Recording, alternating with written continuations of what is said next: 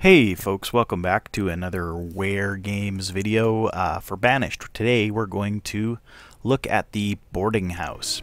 So, there's been a lot of discussion lately about whether the boarding house is a good way to start, whether you're better off building houses or just building the boarding house. There's arguments for both sides. We'll talk about those a little bit. So this is a brand new map. We're going to start it on medium just to keep things nice and easy. You can see we got lots of good flat land, lots of resources. And we are pretty close to a lot of good stuff here. So we're just going to start building right away. We're not going to give our guys too much else to do because we do want to get that up and running. And then we can actually have a look. We can see what the effects of the lumber, how much lumber they're using, how much food they're using, things like that. And then how it affects things long term as far as population growth and that kind of thing. So of course the menu is in the homes and housing menu, and there's the boarding house. Note that it takes 100 logs and 45 stone, so it's a pretty big investment. It would actually be cheaper to build the houses at this point, but you know what, we're gonna check it out and we'll see how it works. So then I'm gonna get the rest of these resources from around here picked up. We're gonna put 4 guys in the builder and leave everyone else as laborers. So here we go. We're up at 10 times speed just to make things a little quicker. And our stockpile's pretty full already, so hopefully we'll get this going. 10 builders, it shouldn't take too long to get that up and in place. Normally I like to get that first gathering hut or something like that up right away, but and we've already got 1 extra adult. One of the kids must have been just on the verge when they were banished. Okay, so we are almost completed building the boarding house, and then we can have a look and see how it affects things. Our hope, of course, is that all 20 people, since we're playing medium level, we should have no more than 5 families, so they should all fit here. The boarding house... okay. So the boarding house will hold 40 people in up to 5 families. It's important to remember that there's a family cap as well. So each family can have up to 8 people and a total of 40. So in this case, we have 5 families because we started at medium level and they all fit. So you can see we've got all those occupants. Right now, 0 inventory. They haven't taken any of the food out yet. So we'll have to let her go for a few seconds and see what they end up taking. We've already pulled, looks like 100 firewood. Just have to wait for it to make its way over there. 125. Okay, so they've taken all the firewood that we have. And 900 units of food off the top.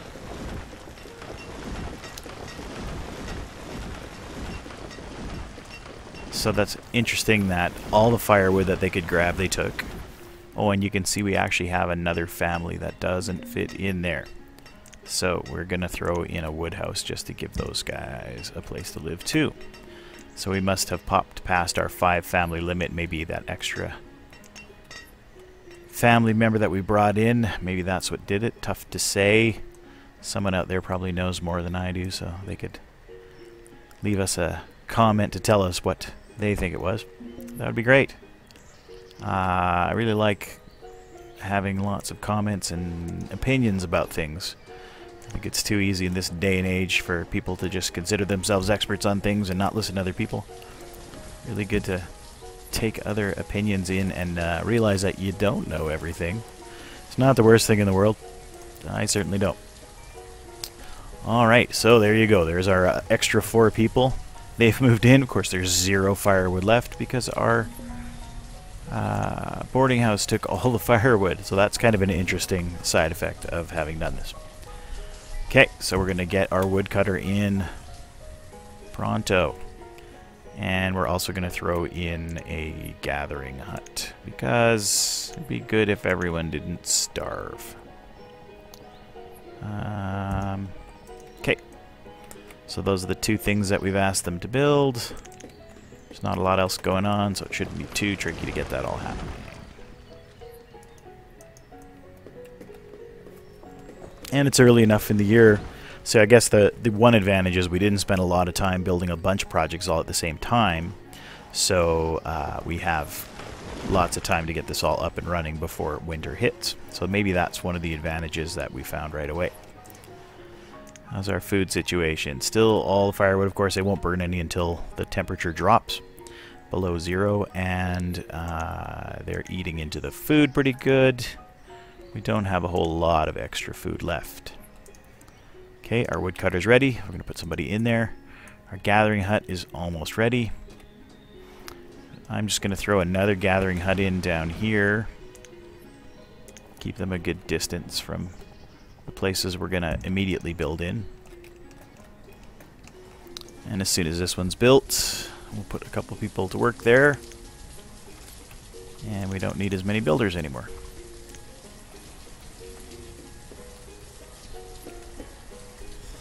So this is kind of fun. It's a little bit less of a rush to get things up and running than we normally have, because you're racing, of course, the clock with all the building.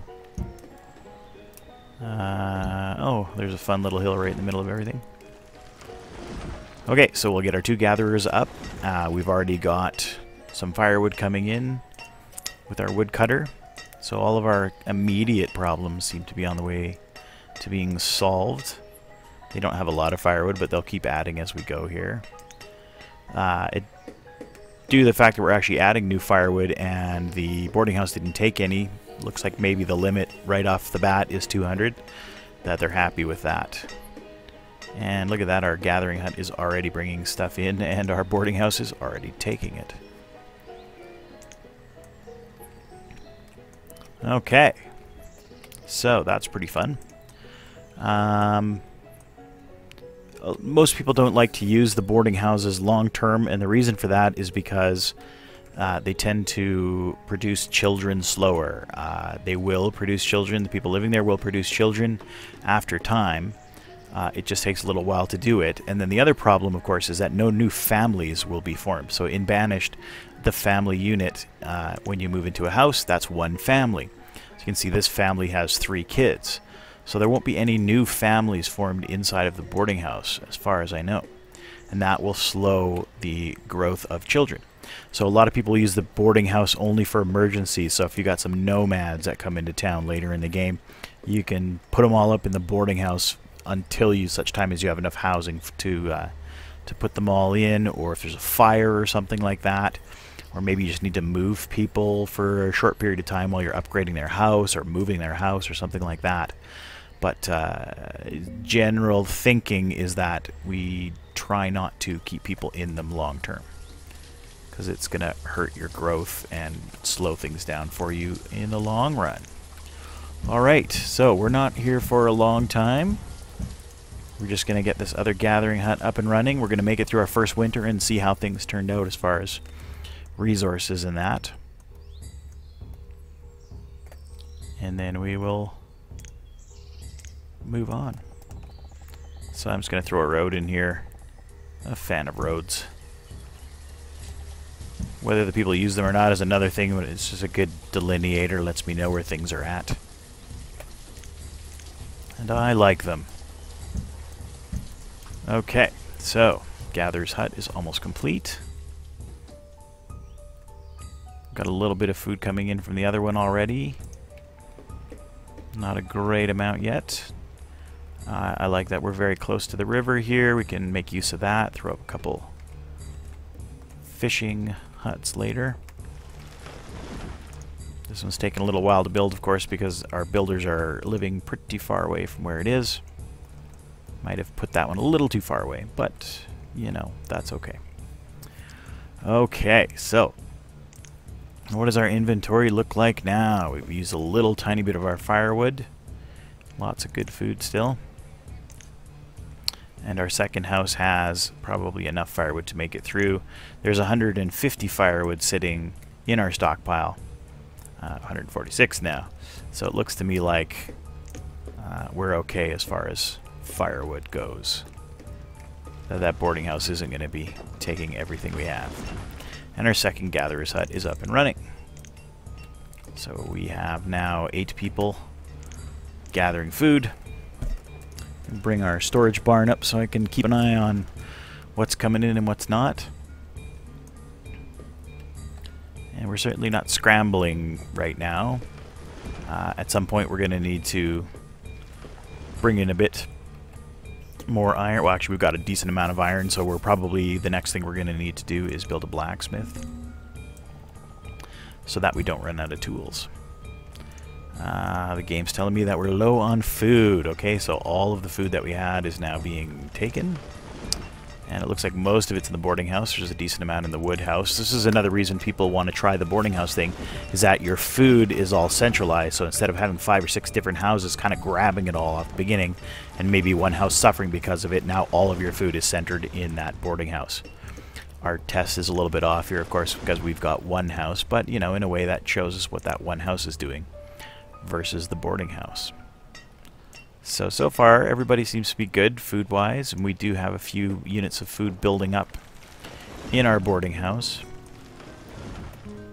And that's good. That's what we like to see. We've hit our limit for firewood. And our stockyards are looking nice and full. So really, at this point, we could throw in, say, a hunting cabin or two. If we're going to build our little satellites, if you're familiar with the whole satellite building concept, probably you are if you're a Banished fan of any kind.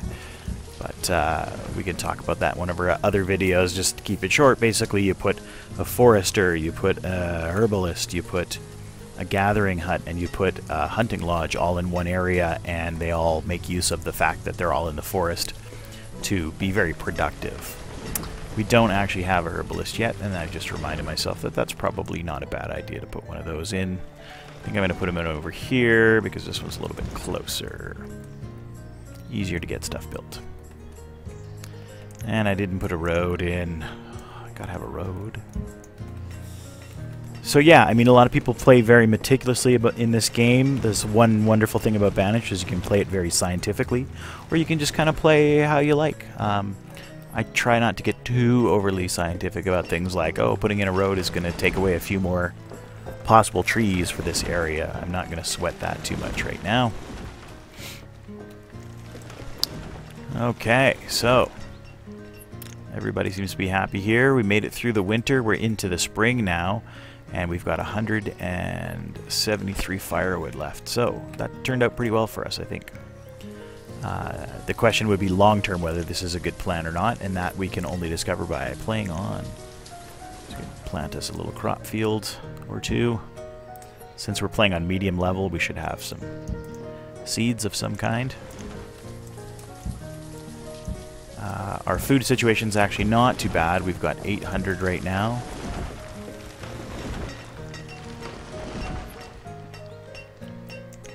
And we have pumpkin and potatoes. Interesting.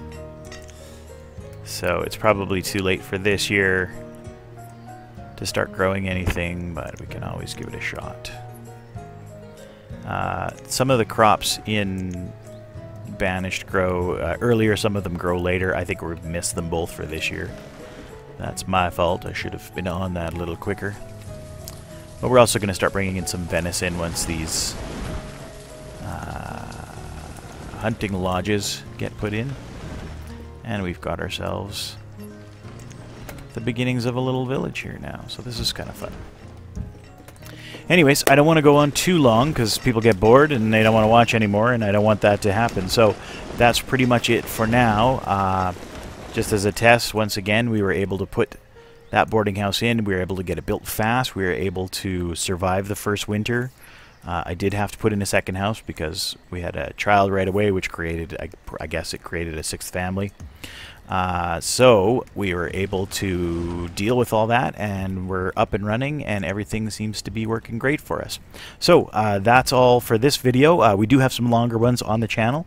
If you would like to subscribe or watch or like, we would really like that. All your feedback is very much appreciated. It's hard to know whether you're doing a good job or not unless people tell you, right? So thank you very much for watching, and we will talk to you next time. Bye.